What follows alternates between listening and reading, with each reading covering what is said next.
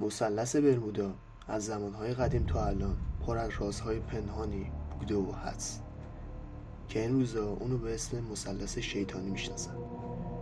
چرا هر هواپیما و کشتی و قایق‌هایی که پا به اونجا میذارن به طور مرموز غیب میشن و هیچ وقت دیگه نشونی از آنها نبوده؟ این مثلث در قسمت غربی اقیانوس اطلس شمالی قرار داره که رأس این مثلث در فلوریدای آمریکا و جزیره برمودا و پورتوریک قرار داره. اسم مثلث برمودا برای اولین بار توسط ونست گدت توی مجله آرگزوی اومده که توی این مجله نوشتن تعداد زیادی کشتی و قایق و هواپیما به محض رسیدن به این مکان غیب می شدن. از سال 1946 تا 1991 بیش از 200 تا کشتی هواپیما توی این منطقه غیب شده بودن و اولین کسی هم که این منطقه رو کشف کرده کریستوفر کلمبوس بوده توی سال 1492 که توی این لحظه اینطور گفته بود که ما به رسیدن به اونجا تمام قطب‌نما و وسایل ارتباطی به یک بار از دسترس خارج می شد. آب و هوا به یک بار طوفانی می شد و حتی یک سنگ آتشی رو دیدن که داخل آب فرود اومد. توی سال 1918 یک کشتی توی منطقه برمودا غیب میشه. این کشتی جزء ارتش آمریکا بوده. نکته مرموزش اینجاست که تمام سرنشینان اون کشتی سرباز یا ارتشی بودن و کار بلد بودن و با کوچکترین اتفاق خبر میدادن ولی توی اون لحظه به طور کاملا ناگهانی خبری از اون کشتی نمیشه. توی سال 1948 یه هواپیمای مسافربری حدود نیم ساعت یه رو که دیگه میخواست به مقصد برسه اعلام کرد ما داریم کم کم میرسیم. بعد از این ارتباط یهو کاملا محو میشن و دیگه هیچ خبری از اونا پیدا نمیشه. تو سال 1945 یک سری مینی هواپیما که برای ارتش بودن برای تمرین کردن شروع به پرواز میکنن که تعداد اینا 4 تا مرد بوده. بعد کاپیتان اینا وقتی تمرین تموم میشه تو راه برگشت گم میشه و تماس میگیره تا درخواست کمک کنه و اینم مکالمه تماس های کاپیتان هواپیما با اون برج مراقبت.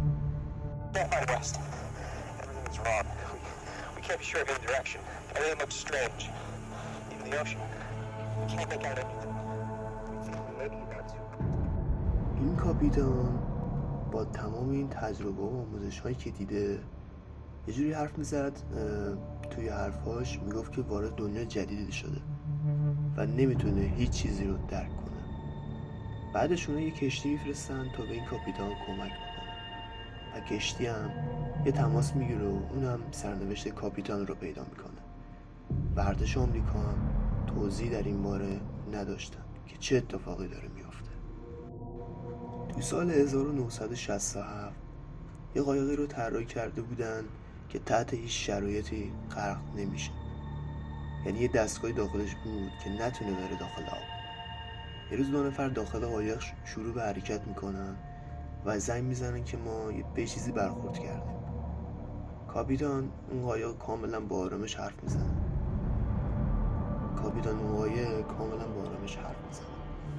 که انگار اتفاق جدی نیفتاده، ولی این قایق هم سرنوشت همون کشتی با هواپیما رو پیدا میکنه و نکته‌ای که فکر رو درگیر میکنه این قایق کاملا مجهز بوده و اونا میتونستن تو این لحظه کاری انجام بدن ولی غیب میشن، دیگه خبری از اونا نمیشه.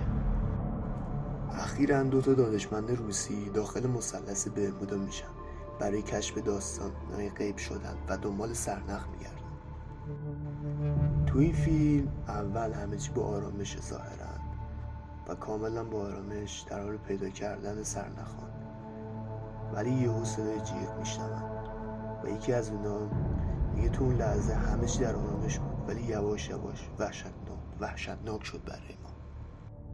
همینطور که توی ویدیو میبینید یهو مضطرب میشن و میخوان فرار کنن و فقط یکی از اونها جون سالم به در میبره، اون یکی گم میشه و هیچ وقت پیدا نمیشه.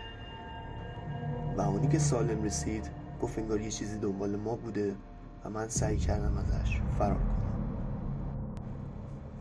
درباره مثلث برمودا تئوری‌های زیادیه، تئوری‌های منطقی و تخیلی.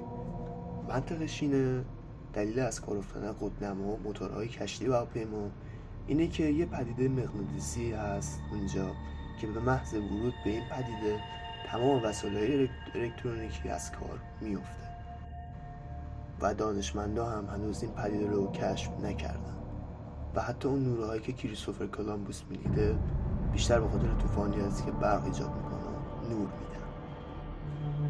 دلیل دومش هم اینه که چرا کشتی و هواپیما غیب میشن.